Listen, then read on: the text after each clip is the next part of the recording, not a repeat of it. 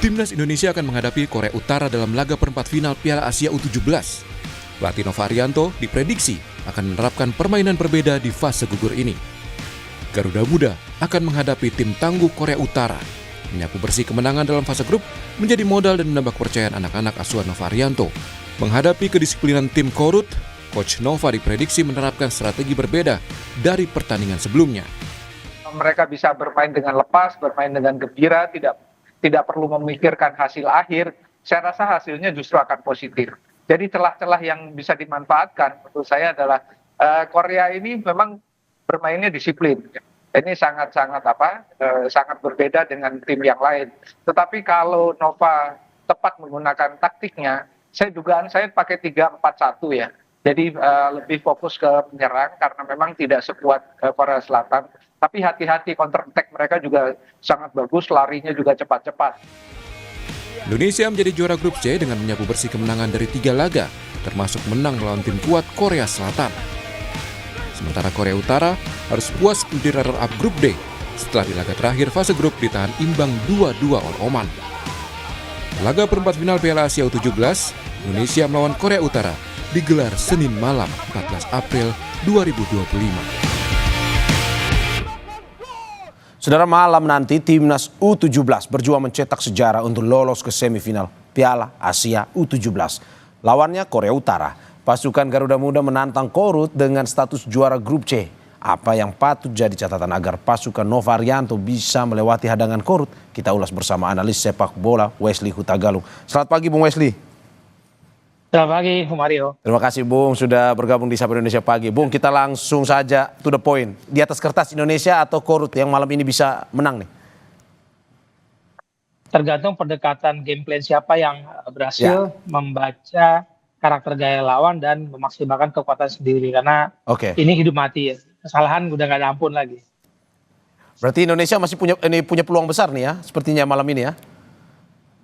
Kalau bermain dengan game plan sesuai dengan yang diarahkan, kita bisa mengalahkan Korsel, kenapa enggak dengan Korut?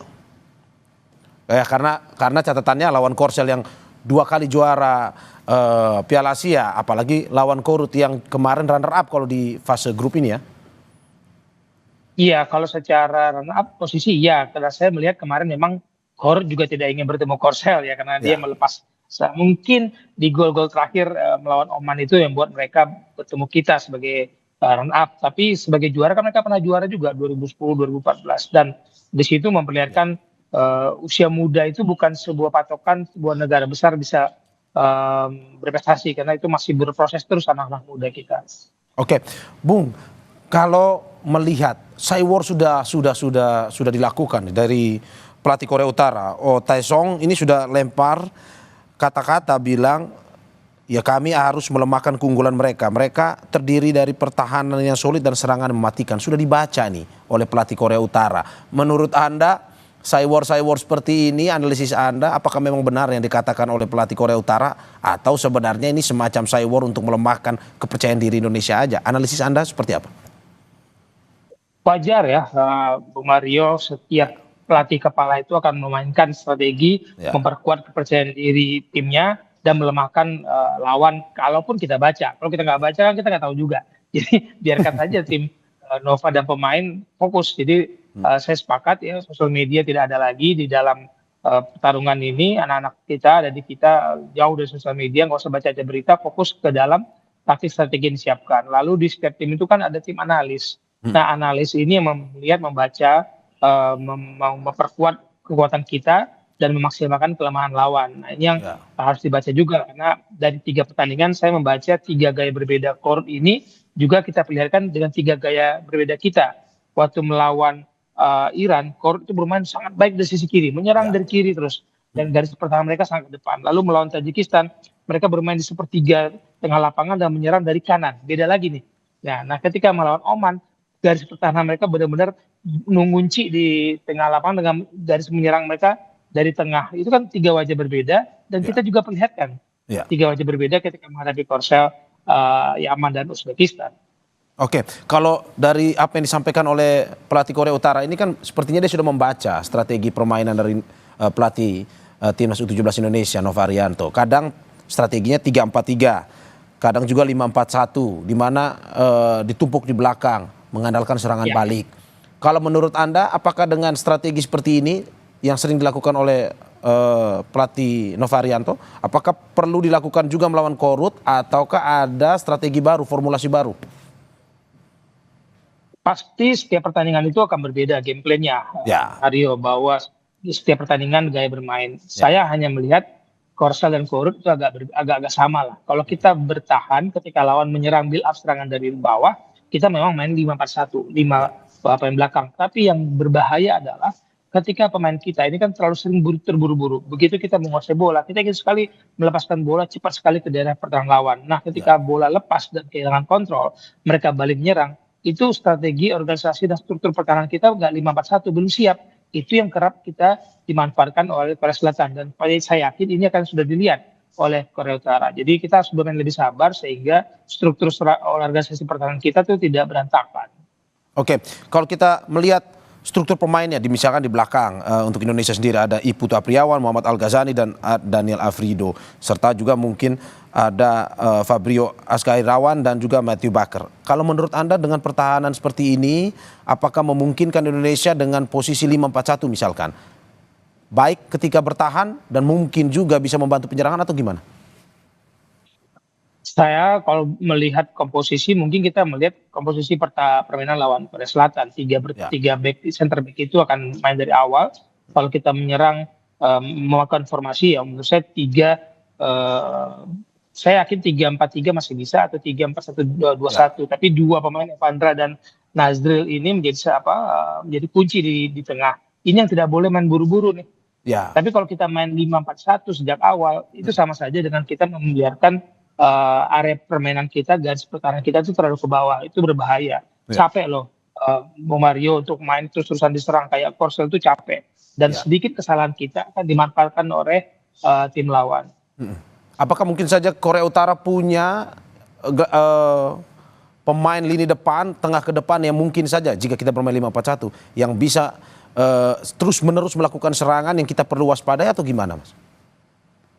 Iya, saya catat pemain nomor 10 juga bagus dari mereka ngontrol bolanya. Terus dari sisi kiri Pak Hwang Song itu punya bagus sekali determinasinya. Jadi ada mungkin formasi-formasi yang sudah dibaca oleh Coach Nova, bahwa mereka main tuh 4-4-2 keseringannya. Meskipun lawan Oman, ketika lawan Oman 4-3-3 karena mereka sudah mencari formasi untuk mengunci posisi di run up. Tetapi 4-4-2 ini wajib sepertinya akan menjadi andalan dari Korea Utara, karena sering-sering mengubah gaya formasi sejak awal dengan pertandingan yang tidak ada maaf lagi, karena sudah hanya satu pertandingan kan. Kalau di grup kan dia terus di pertandingan berikutnya.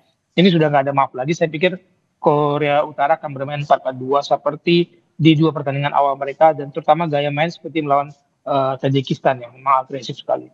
Oke, kalau lini serang kita menurut Anda gimana Bung Wesley? Dalam arti bahwa ada Zahabi Goli, Muhammad Mirza, dan juga Fadli Alberto yang selama fase grup selalu berhasil cetak gol nih. Ya, ini 3 serangkai. Kalau kita tarik mundur ke belakangnya ada Evandra yang menurut saya itu menjadi jangkar serangan ya. Di dua gelandangnya memang, cuman kita harus memaksimalkan serangan sayap kita, Bung Mario, bahwa Zahabi maupun Fadli itu harus punya ruang gerak, dan ruang gerak itu mereka harus bergerak terus kan, supaya Evandra, Nazril itu siapapun nanti bisa membagi bola.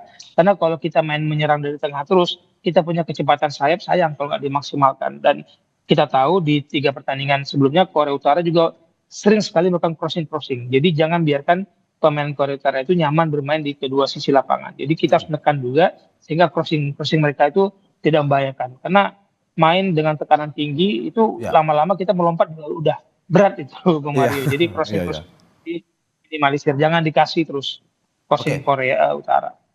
Oke, ini menarik juga nih strategi ini. Tetapi dari pelatih Indonesia, pelatih Novarianto ini bilang bahwa Korut adalah salah satu tim yang sangat diwaspadai secara kualitas individu, etos kerja, fisik, dan juga mental. Menurut Anda seperti itu Korea Utara? Karena kan kita jarang juga nih melihat permainan Korea Utara sebenarnya. Tapi dari pertandingan yang sering dilakoni dalam Piala Asia ini, menurut Anda apa yang diwaspadai oleh Novarianto termasuk salah satu yang benar atau bagaimana?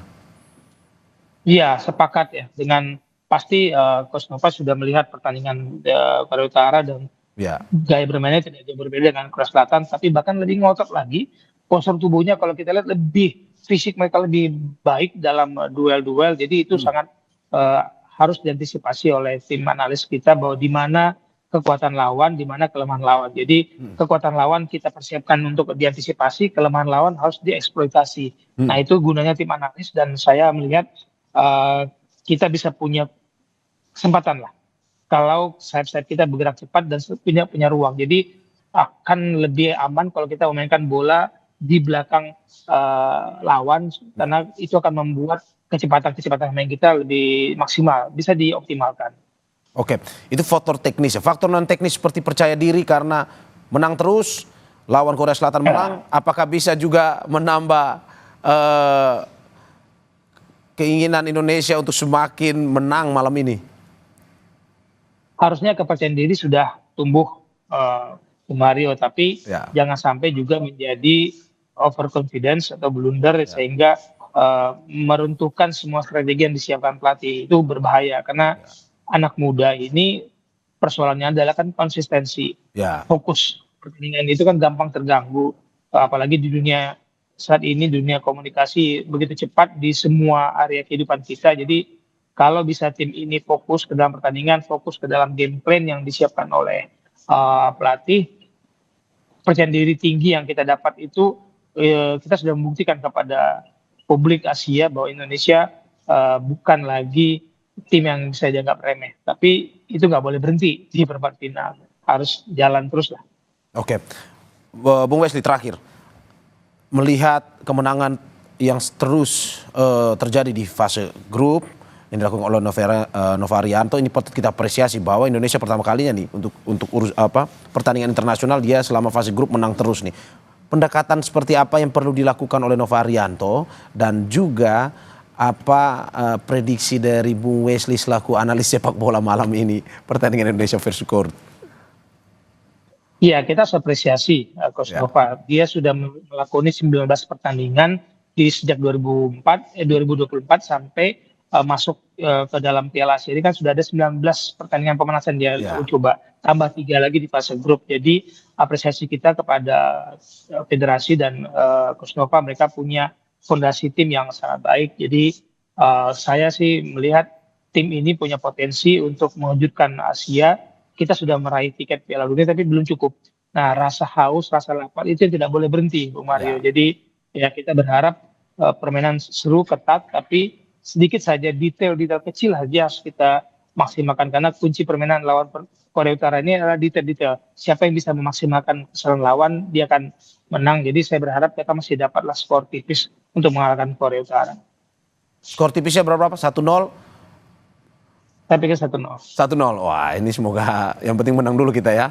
Terima kasih Bung Wesley Hutagolong, analis sepak bola atas apa yang disampaikan pada hari ini. Semoga benar tadi katanya tidak boleh berpuas diri dengan cepat karena kita melihat bahwa masih ada beberapa pertandingan, usia muda perlu dikelola, potensi yang besar ini perlu terus dipertahankan sehingga timnas Indonesia makin terus maju ke depan. Terima kasih Bung Wesley atas apa yang disampaikan. Sehat-sehat selalu Bung Wesley.